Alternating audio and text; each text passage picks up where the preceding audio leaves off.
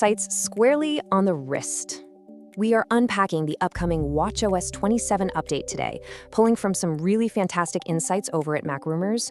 We've got a super fascinating blend of under-the-hood pragmatism mixed with some genuinely futuristic, off-the-grid technology to talk about. I honestly love updates like this because they show us exactly where a tech giant's priorities lie. So today, we're going to make perfect sense of what this all means for your daily tech routine. Right off the bat, we really have to ask ourselves, are we looking at a massive ground-up overhaul of the Apple Watch experience, or is this going to be more of a quiet, calculated refinement? I mean, every time summer rolls around and a new software version gets announced, we kind of expect the world, right? But this year, the narrative is taking a very specific, very intentional turn. As we unpack this update, I want you to keep this question right in the back of your mind, because the answer really shifts how we should value this upcoming release.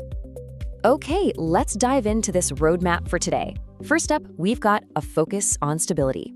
Second, health and face upgrades. Third, intelligence and satellite tech.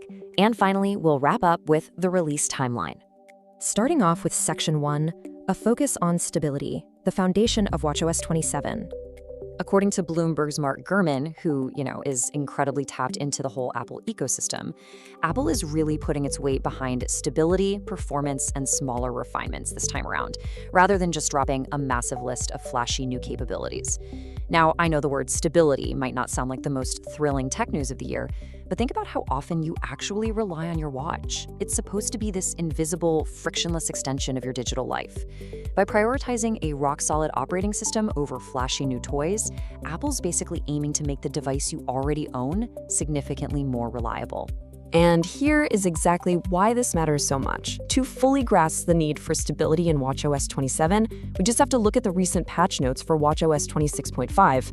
Apple just had to patch this really annoying bug where the watch would inexplicably send an SMS instead of an iMessage if you were paired with a dual-SIM iPhone. They also had to fix a super frustrating issue where your workout app audio alerts would just flat out fail to play if your phone wasn't nearby. A wearable device literally lives or dies by its reliability. When you're out for a run, you need those audio cues to work perfectly, every single time. By shifting the entire focus of watchOS 27 toward performance and bug squashing, Apple is directly targeting these everyday annoyances, and honestly, turning a somewhat boring tech term into a highly desirable user experience.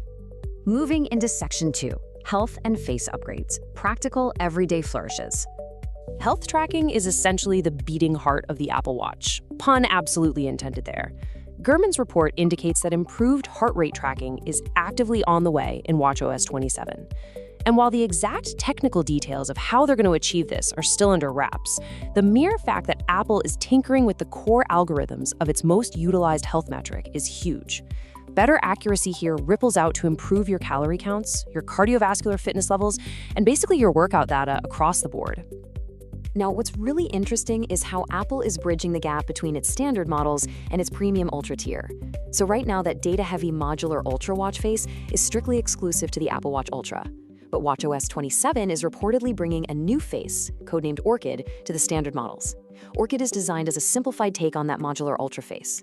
This brilliantly illustrates how Apple takes high-end, exclusive design language and eventually distills it down for the everyday user. It lets standard watch owners enjoy a highly functional, utilitarian look without actually needing to buy the rugged Ultra hardware. Though the Ultra users, of course, they get to keep their edge with the full, uncompromised version. Let's shift gears to Section 3. Intelligence and satellite tech, the cutting-edge features.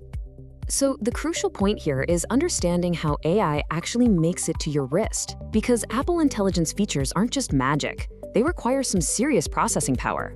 To use these features on your watch, it's got to be paired with an iPhone 15 Pro or a newer model. If you do have that hardware, watchOS 27 is expected to expand on returning favorites like Workout Buddy, that incredibly useful live translation in messages, and notification summaries. The heavy lifting is all done by your iPhone's processor, which then beams that intelligent, contextual data straight over to your watch. It's just a fantastic example of ecosystem integration. But honestly, perhaps even more impressive than the AI stuff is the expansion of off-the-grid capabilities. We're expecting new satellite features to make the leap directly from iOS 27 straight over to watchOS 27. This primarily targets devices that are already equipped with built-in satellite hardware, like the Apple Watch Ultra 3, which, as you might know, can already handle emergency SOS and basic messaging without an iPhone anywhere nearby.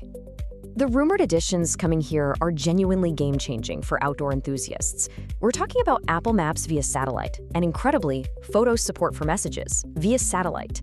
Just imagine being literally miles away from cellular service on some remote hiking trail, yet you're still able to pull up a map coordinate or even send a low-resolution photo to a loved one to show them where you are.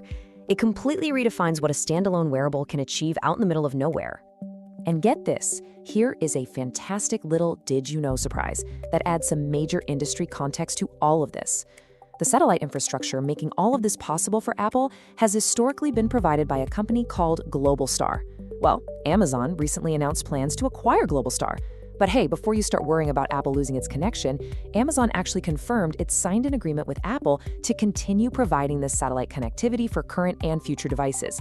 It's a really fascinating behind-the-scenes look at how these major tech titans rely on shared, massive-scale infrastructure to bring these features right to your wrist. Almost at the finish line with Section 4, the release timeline. When can you get it? Let's move to the calendar and see how this all builds out. The big kickoff happens on Monday, June 8th at the WWDC 2026 Keynote, which is where Apple will officially unveil the software. Immediately after that presentation wraps, the first developer beta will drop. For those of you who prefer maybe slightly fewer bugs but still want early access, the public beta typically rolls out in July. And finally, the polished official release for all compatible Standard and Ultra models will hit in September. It's that predictable, chronological rollout that Apple has perfected over the years. Which brings us to our final thought. Just look at what we've covered today. We've got standard models getting Ultra-inspired faces, we've got AI processing tethered to top-tier iPhones, and we have Amazon-backed satellite features for your off-grid adventures. But underpinning literally all of it is a strict, intentional focus on performance and squashing bugs. So I'm going to leave you with this. Will a smoother, more reliable, bug-free experience be enough to keep you satisfied? Or do you still crave that massive list of brand new, disruptive features every single year? It really is the ultimate balance of stability versus innovation. Thank you so much for joining me for this explainer.